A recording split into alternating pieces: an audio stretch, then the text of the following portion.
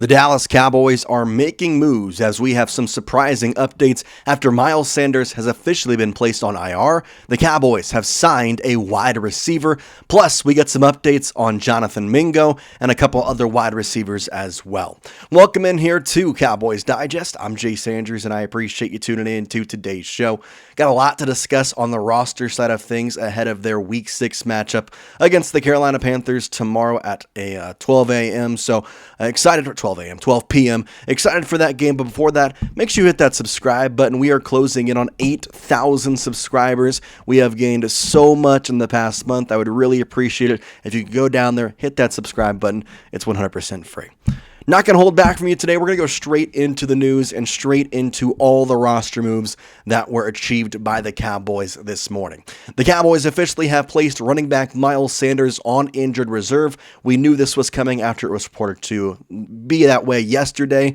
In the corresponding move, they have signed wide receiver Jalen Cropper to the active roster from their practice squad. Dallas is also elevating wide receiver Paris Campbell from the practice squad for this week's game. And in case you were wondering about a couple of the injured reserve guys, Kalen Carson and Jonathan Mingo, both of whom who are on that injured reserve list, were listed as questionable for this week's game. They will remain on the list and have been ruled out for tomorrow's contest. Knowing all this, there's a couple of different things I want to dive into. I first want to start with Jalen Cropper because I'm a little bit surprised by this move. I know he was, moved up last week versus the New York Jets and didn't really do too much. If you look at his stats, he's played in 2 games this season. He has 1 punt return for 8 yards, has no receptions, has no targets, no other stats besides these returning stats. So maybe that's why they chose to sign him. I know Miles Sanders wasn't a huge part of the return game, but having a guy who can be a punt returner, knowing you don't have Jonathan Mingo just yet. I mean, Javonte Turpin is the guy that you usually have him for, but again, he's out this game as well. So I think that's really the main reason why Cropper got this. But if you're asking me, I believe this spot should have gone to Trayshon Holden. That's just my opinion, though, and odds are as soon as we get a couple of these wide receivers back, they could, make him go back to the practice squad. A couple different things they could do with that, but it seems as though for right now he's going to be signed and be on the active roster for the next coming weeks. Couple of cool things to talk about, and kind of in turn of the injury to Miles Sanders. I actually found this out from DallasNews.com and their staff. They said, quote, "The veteran running back was dealing with knee and ankle injuries in the early part of the season, but 2 people familiar with the situation told the Dallas Morning News that the knee injury is the current concern, and apparently he first suffered this injury early on in training camp." Training camp was a long time ago. I mean, that's something that is kind of shocking that he was able to go through all this, especially since that is the main concern right now, and that is the reason, in fact, that he is being placed on the IR. The basic surgery is they're going to try and reconstruct the knee with a little extra cartilage in there just from kind of damage over time is kind of how Jerry Jones explained it, how the surgery, it also had been done to Ron Bland, or maybe it was Trevon Diggs rather last year, so something that the Cowboys are really familiar with. Miles Sanders, though, being on a 1-year deal, I mean, the question marks are out for him on whether he will even play another game in a Cowboys uniform after this season. Also want to talk about Jalen Cropper, and obviously I believe it should have been Trayshon Holden. Let me know if you agree with me in the comment section, or if you think someone else should have gotten that signing. Either way, though, Cropper was the choice.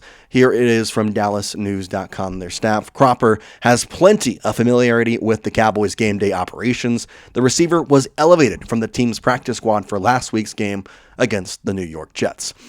And that honestly might be the simple reason, is that Trayshon Holden, people thought he was going to make the roster. He's been on the practice squad, and now it's being like, okay, well, we're going to go with the guy who has experience because, more than likely we want CeeDee Lamb back. We want Javonte Turpin back. And then at that point, it's just going to be Flournoy, Tolbert, and it seems like at this point, Cropper just kind of sitting in the wings, ready and waiting to go for whatever that means.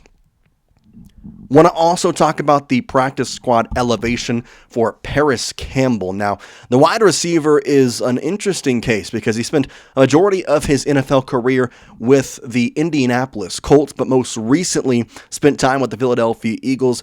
Early on in his career, pretty good seasons. His best was back in 2022 when he played in all 17 games and had 63 receptions for 623 yards and 9.9 average with 3 touchdowns.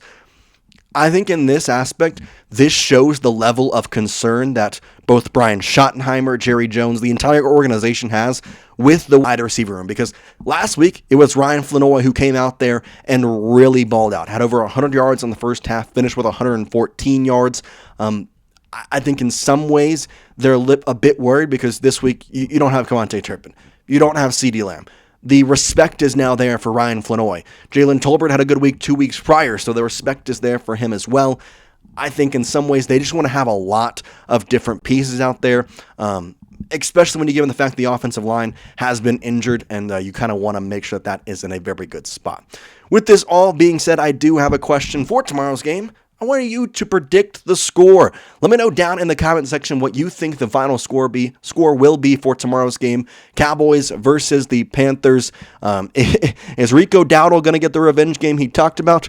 Let me know your thoughts in the comment section and predict that score.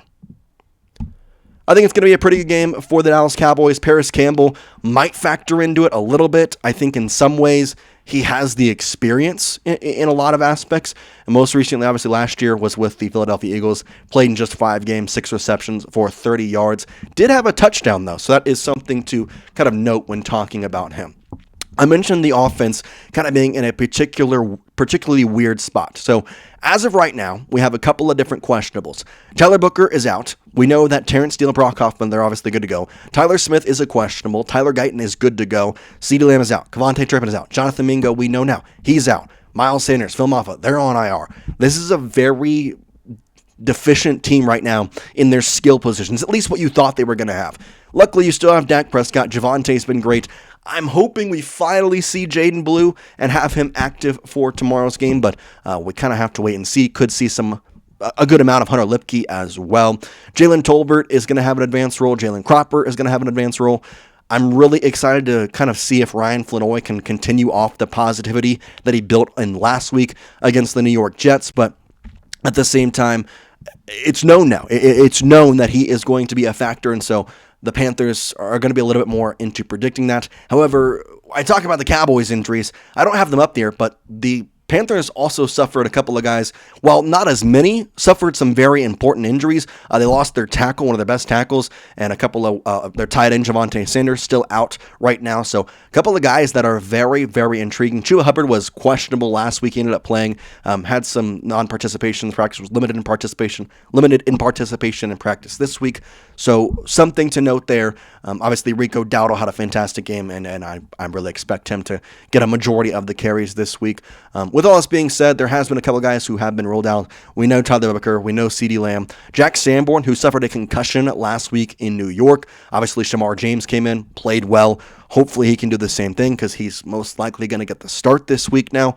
Miles Sanders is out, we know. Obviously, out for the rest of the season. Javonte Turpin is officially out. Couple of updates on the questionables. The expectation is for Deron Bland to play. We know that Kalen Carson and both Jonathan Mingo, who were listed as questionable, will stay on the IR, which in my mind, they opened their 21-day practice window last week. They will be active next week. There's no way they aren't, because if not, they're going to have to go on season-ending IR, basically, is the last thing they can kind of do at this point. Marshawn Kneeland is questionable.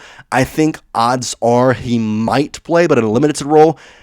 I don't know. Maybe he might not play, honestly. He was not a non-participant in 2 straight practices. There was happiness in Brian Schottenheimer's voice when talking about the positivity and the possibility of Marshawn Kneeland playing, but I end up thinking he probably will be out, if not a very, very limited role. Looks like Trevon Diggs and Johnny Cornelius should be good to go for tomorrow's game as well. So those are the moves. Going back to the main news of the day. Miles Sanders officially on IR. Jalen Cropper gets that roster spot on the 53-man. Paris Campbell is the elevation for this week on the practice squad. Carson, Mingo, they hopefully should both be up in next week's game. For Jonathan Mingo, another week on the injured reserve list. A trade that you made last year from Carolina doesn't get his quote-unquote revenge game. I don't think there's much revenge for him, but there was a lot of excitement behind him. There was, and we haven't gotten to see it yet.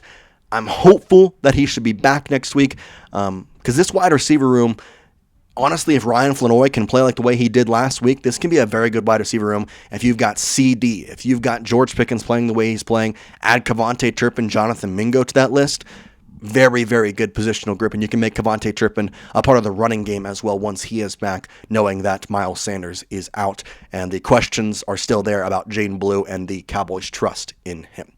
We appreciate you watching. We thank you for all the support. Let me know your thoughts in the comment section on all this. Obviously, get in the score if you haven't already. Get in the comments and predict the score if you haven't already. We're going to post a short about this as well, so make sure you keep watching those shorts. We got a lot more some extra information there. And for now, we appreciate you. Have a great Saturday. Go Cowboys against the Panthers tomorrow. We'll see you and talk to you for game day tomorrow. Appreciate it. Peace out.